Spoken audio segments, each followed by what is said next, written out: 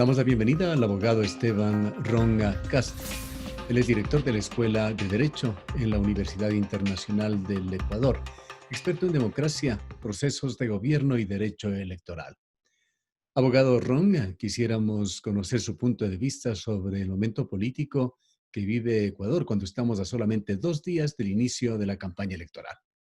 Gracias por la invitación, por el espacio y un saludo fraterno a los ciudadanos y ciudadanas que nos escuchan. ¿Cuál es la situación actual? Absoluta indeterminación respecto de lo que puede pasar. Una indeterminación jurídica, una indeterminación política y una indeterminación de carácter técnico. ¿Por qué una indeterminación jurídica? Porque no sabemos, como electores, despojándonos de la calidad de analistas o de expertos y demás, sino como electores, cuáles van a ser los candidatos definitivos, tanto para la Asamblea Nacional como para el binomio presidencial. Caso específico, justicia social. A pesar de sentencias, resoluciones y demás, todavía tenemos esta indeterminación de una posibilidad fallida o no de la inscripción de candidaturas. Político. ¿Por qué tenemos inseguridad política? Porque deviene del conflicto jurídico que las fuerzas políticas del país logren acuerdos, logren consensos, logren disensos y nosotros como electores tengamos una oportunidad política en este caso. Si es que pues Álvaro Noboa y Justicia Social y sus asambleístas logran inscribirse por una opción política. ¿Y por qué una indeterminación técnica? Por el tema de las papeletas. Aunque no es competencia de nosotros como ciudadanos, sí nos afecta mucho. El Consejo Nacional Electoral, víctima de sus propios errores, ha demorado el proceso de impresión de papeletas y no solo es el proceso de impresión de papeletas, todo lo que esto conlleva.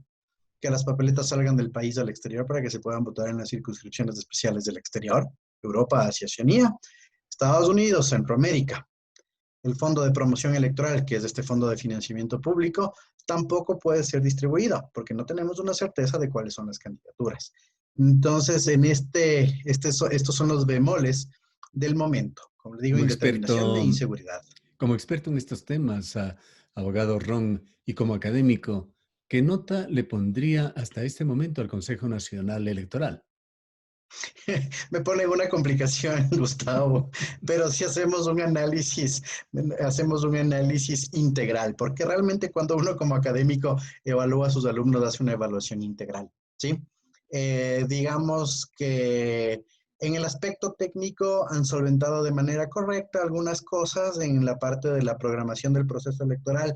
Podríamos hablar de un 7, 8 sobre 10. En el aspecto jurídico, máximo un 2. Y en el aspecto político, un 0, porque el Consejo Nacional Electoral ha desnaturalizado su función de árbitro técnico electoral para llevarse como un organismo político. Y eso nos ha afectado y afecta el sistema democrático. Esto nos lleva, de hecho, a un tema que tiene ya historia en cuanto a inconformidad en Ecuador, que son las normas de esta democracia, hoy codificadas sobre todo, valga la redundancia, en el Código de la Democracia, que fue objeto de recientes reformas. El rector de su universidad, el doctor Gustavo Vega, presidió un Consejo Nacional Electoral interino durante la etapa en la cual se hicieron varias reformas bajo la dirección de Julio César Trujillo. Se intentó mejorar las cosas en algunos aspectos, se hicieron algunas reformas que han entrado en vigencia, pero aparentemente el Código de la Democracia sigue siendo el ojo de la tormenta. Definitivamente, Gustavo, es una problemática y como bien lo señala, pues en la presidencia transitoria del Consejo Nacional Electoral del rector de la universidad a la que me pertenezco, también trabajé con él. De hecho, fui parte de su cuerpo de asesores. Se presentó un proyecto de reforma, ¿sí?, al Código de la Democracia, que fue tratado parlamentariamente en la comisión respectiva y luego en el Pleno. Pero no fue el único proyecto. Antes de eso, cabe señalar que existieron otros proyectos de reforma, inclusive del CNE cesado, presidido en su momento por Juan Pablo Pozo, ¿sí?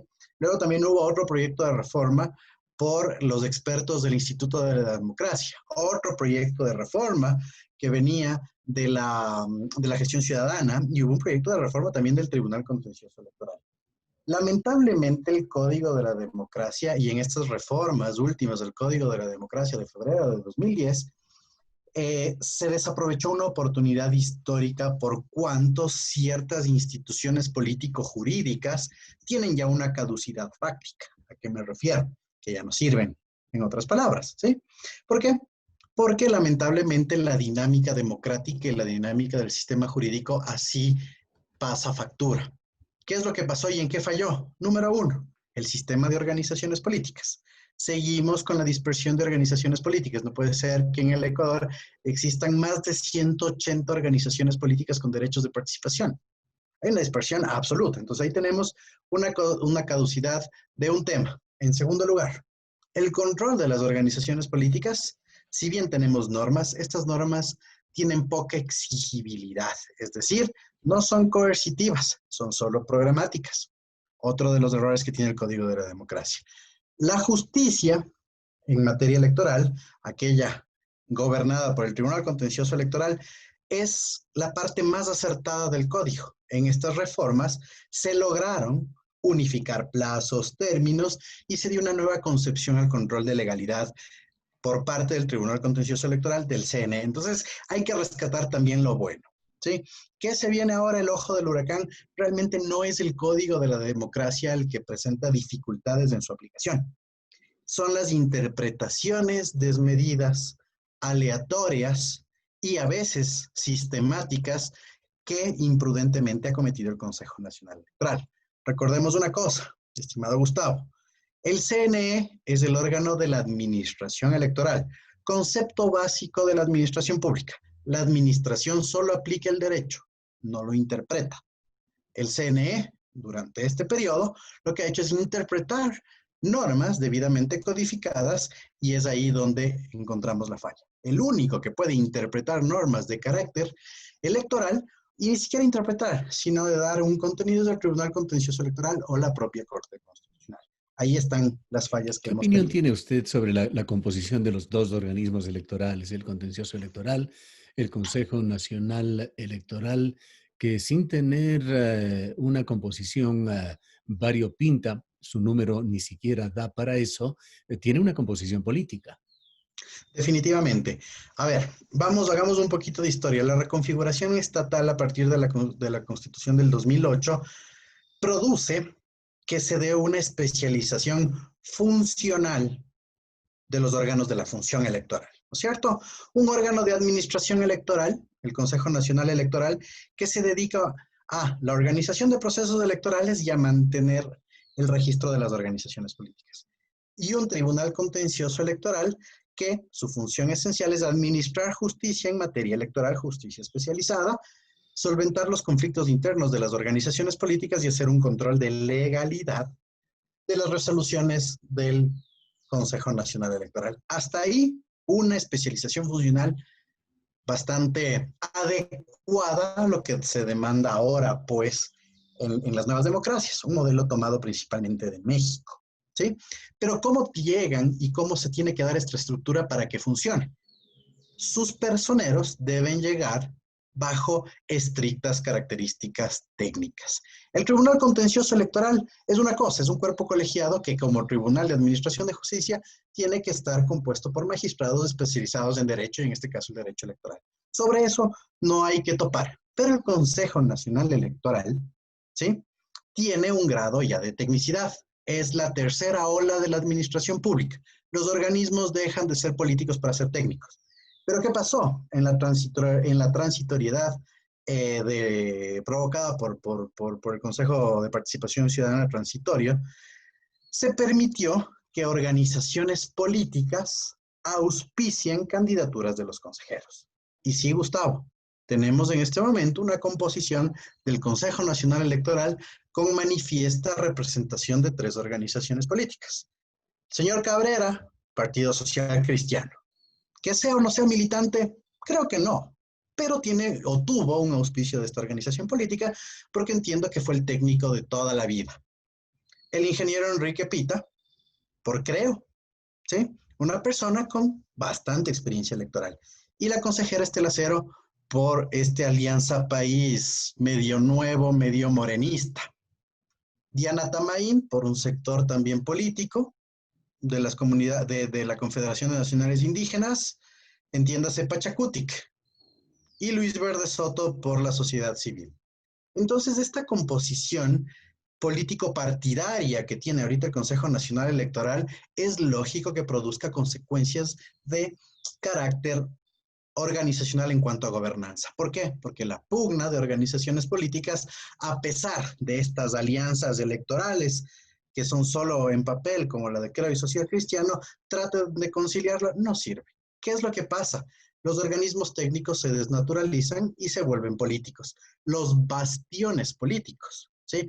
Los nichos políticos, la pequeña esquina política va a ser pugnada por los consejeros en lugar de la gobernanza técnica y administrativa del ¿Y CNE, y por eso tenemos lo que pasamos. qué decir, abogado Ron, del Tribunal Contencioso Electoral? ¿Y en qué medida coincidiría usted con la opinión dada en este medio de comunicación por uno de sus colegas constitucionalistas que nos decía que el Consejo Nacional Electoral es de la derecha? Insinuaba que lo dominaban y lo controlaban Lasso y Nebot, pero decía que el Tribunal Contencioso Electoral es correísta. A ver, es un tema bastante difícil, ¿no? Si decimos derecha o izquierda, yo tal vez voy a sonar antagónico con estas concepciones. No existe derecha o izquierda en el Ecuador. Existen tendencias ideológicas y prácticas hacia la derecha o hacia la izquierda por parte de representantes de las organizaciones políticas cuya historia nos hace pensar eso. Ejemplo, la CINEVO. Sí, se puede decir que son una derecha. El CNE, controlado por la derecha, no creo, pero condicionado sí por el Partido Social Cristiano, y creo. Las actuaciones desmedidas de los consejeros ahora de esta nueva mayoría, con actuaciones estrictamente políticas, así lo dejan ver. ¿Sí? Están en un irrespeto flagrante del Estado de Derecho y el principio de legalidad, cuando lo político prima sobre lo jurídico. Es clarísimo lo que pasa en el CNE. En el Tribunal Algunos, Contencioso Electoral, ¿sí? Que sí, es la otra pregunta. Existen cierto pasado profesional de alguno de sus jueces.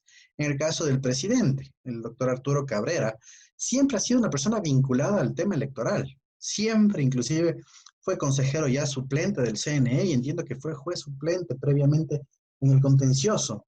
Y fue asesor de Virgilio Hernández, tal vez por eso su vinculación con el correísmo.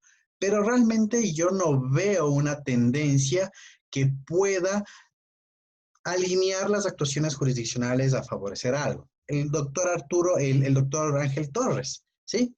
Quien inclusive fue candidato por Creo. También se podría decir que hay una composición ahí de Creo.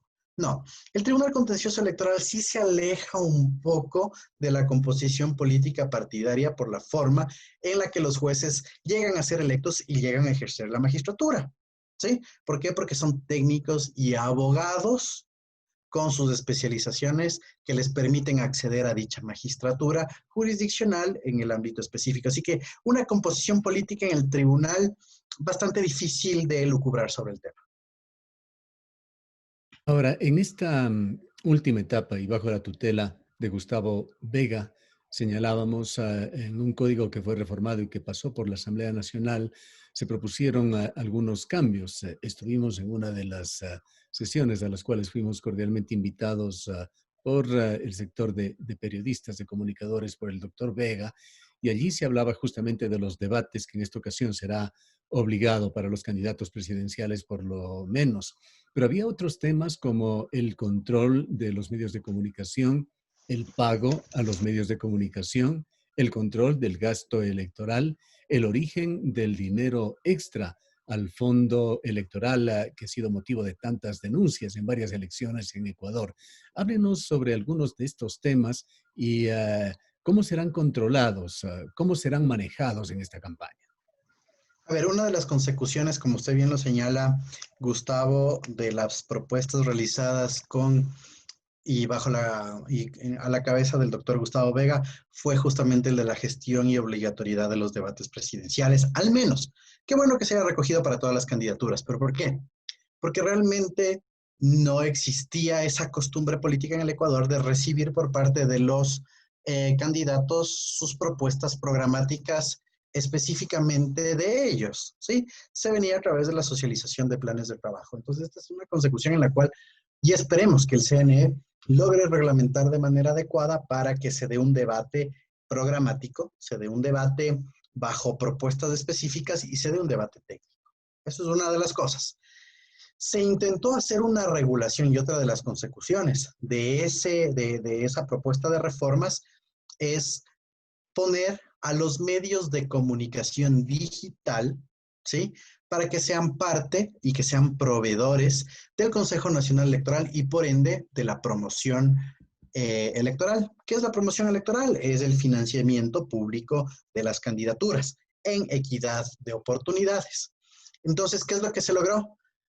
Como es de conocimiento público, pues el Fondo de Promoción Electoral es aquel fondo que puede ser destinado solo para que se paute en prensa escrita, radio, televisión y empresas de vallas publicitarias, cada una de las candidaturas con los mismos valores. Lo que se logró es que se incluyan a los medios digitales. ¿Para qué? Para que también se pueda pautar en medios digitales y que se equiparen las oportunidades. Y creo que fue una predisposición de lo que vendría hacia futuro, ¿no?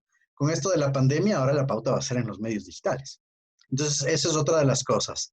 Un tema que no se logra hasta ahora y que se intentó, pero el espectro es muy complicado, es el de la regulación de las redes sociales. Entiendo que el Consejo Nacional Electoral ha tratado ahora de hacer una regulación, más que nada en el control y fiscalización de los mismos. No todo lo que ha hecho el Consejo Nacional Electoral está mal. En este sentido, sí ha hecho un trabajo adecuado del cómo y allanar el camino para el control de la promoción electoral en las redes sociales. ¿Qué va a pasar con las redes sociales? Se genera un reglamento de fiscalización y control del gasto electoral. ¿Y qué es lo que va a tener que hacer el Consejo Nacional Electoral? Conjuntamente con el Ministerio de Telecomunicaciones y Sociedad de la Información, van a sacar índices de cuáles son las redes sociales que tienen mayor trascendencia en el periodo electoral. Y de estas se solicitará cuál fue el valor de pauta total por parte de las diferentes candidaturas para imputarlo al gasto electoral y así hacer este control cruzado. Entonces, es uno de los aciertos, ¿sí? Otra de las cosas que lamentablemente no se está haciendo y que es otra de las instituciones caducas que tiene el Código de la Democracia es el control de la precampaña y los actos de campaña anticipada, ¿sí? En este momento yo creo que todos los candidatos se encuentran en pre-campaña, pero para controlar la pre-campaña se requiere de un control in situ, se requiere de un control en el momento, se requiere de un control especializado y que acompañe a los candidatos. Lamentablemente, la capacidad operativa del Consejo Nacional Electoral se ve sobrepasada.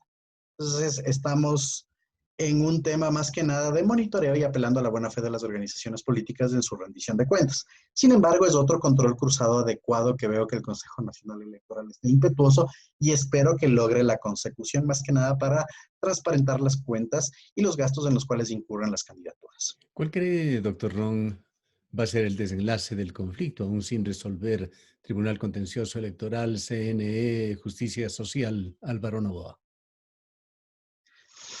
Es lamentable el conflicto en el que nos vemos, creo que ya todos los ecuatorianos inmiscuidos como electores. El desenlace bastante complicado al día de hoy, 29 de diciembre, 10:30 de la mañana. La candidatura de Álvaro Noboa no está ni siquiera en un proceso de inscripción y se podría descartar su calificación y proceso de inscripción. Sin embargo, hay una cosa. En el Tribunal Contencioso Electoral, este se manifiesta a través de actuaciones jurisdiccionales que son sentencias o autos. Tenemos una sentencia, la 080 del 30 de octubre, con un auto de ejecución de días posteriores que dice que se tiene que hacer la democracia interna y la inscripción de candidaturas o el proceso de inscripción de candidaturas de todas las candidaturas de escala nacional. ¿Sí? Y tenemos una sentencia del día sábado 26 del doctor Joaquín Viteri que dice que solo serán en ciertas circunscripciones en las cuales ya se hizo la democracia interna y solo se tiene que inscribir. Sentencias evidente y manifiestamente contradictorias. ¿Sí? ¿Qué intentó el CNE? A través, y lo tengo que decir abiertamente, de un subterfugio, de un artilugio, de una invención, solventar esta situación con la interposición de un conflicto de competencias en la Corte Constitucional. Pero recordemos una cosa, estimado Gustavo, esta Corte Constitucional es todo menos política. No hemos tenido en la historia del país pues una corte tan técnica y con semejantes constitucionalistas, ¿sí? ¿Qué dijo la Corte Constitucional, señores del CNE? Aquí no hay conflicto de competencias, ustedes restrinjanse a cumplir lo que el Tribunal Contencioso Electoral manda y no se puede utilizar el conflicto de competencias como herramienta para no cumplir las resoluciones jurisdiccionales. Punto 28 del auto de inadmisión. ¿En qué nos encontramos? En un limbo. El CNE hasta ahora no se pronuncia respecto de la situación de la Corte Constitucional, 2 sentencias contradictorias y una sentencia que temporalmente es la última, del doctor Viteri, que puede ser apelada. Así que no podemos decirlo, sería irresponsable de mi parte y no me quiero equivocar y decir qué es lo que va a pasar. Las definiciones se van a dar en los próximos días, pero solo doy un par de puntualizaciones. Fallos contradictorios, el uno dictado por un juez de instancia, el otro por un tribunal. Si es que la lógica jurídica se mantiene en el TCE, debería ratificarse la sentencia 080 que tiene un auto de ejecución y no tener una sentencia por así decirla, de primera instancia acomodada a la situación que estamos viviendo. ¿Sí? Entonces, veamos qué pasa. Realmente sería un poquito irresponsable y pues que se zanje este conflicto CNE-TCE, pero realmente con las herramientas que proporciona el sistema jurídico. Un comunicado escueto como el que sacaron la semana pasada los presidentes de cada organismo, realmente, y nuevamente tengo que decirle de frente, no dice absolutamente nada, Gustavo. Dice que se respetarán las fechas, pero nada más. Pregunta final y medular, doctor Ron. ¿Qué grado de confianza tiene usted en que las elecciones reflejen la voluntad popular? A ver, desde la experiencia de lo trabajado en el Consejo Nacional Electoral y en el Tribunal Contencioso Electoral en su momento, el trampeo de las elecciones es bastante complejo, ¿sí? El grado de confianza, había una premisa cuando yo trabajaba en el CNE que vale repetirla, y dicen los propios funcionarios que trabajan años ahí, el proceso lo sacamos nosotros, no las autoridades.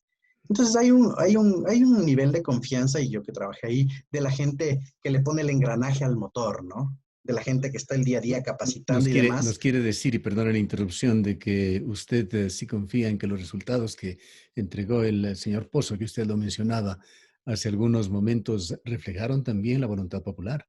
Sí, definitivamente. No tengo ningún empacho en decir que no. Sí, no tengo ningún empacho en decir que no. No hay una evidencia probada de fraude en los últimos 20 años de la administración electoral, ¿sí?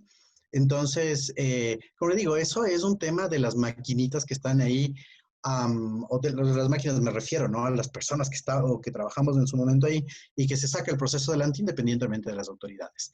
La confianza que se ve desmembrada es al proceso electoral por este tipo de actuaciones, ¿sí? Y se va acumulando desconfianza y puede verse reflejado en los resultados. Pero de ahí un trampeo o una metida de mano a los resultados es muy complejo por los altos niveles de tecnicidad que tienen en el escrutinio y los controles directos que existen respecto del manejo de resultados. Entonces, confianza en los resultados y que se den estos, esperemos que se den de manera adecuada y rápido, ¿no? Pero lo que merma los resultados es todas estas actuaciones de carácter político que ya tienen un influjo o tienen una influencia realmente en la confiabilidad general del proceso electoral y de la institución electoral. Muchas gracias por habernos atendido. Muchas gracias a usted por la invitación, estimado Gustavo. Un Han gusto, como siempre. Al abogado Esteban Ron Castro, director de la Escuela de Derecho, un experto en democracia, procesos de gobierno y derecho electoral. Nos vamos a una breve pausa.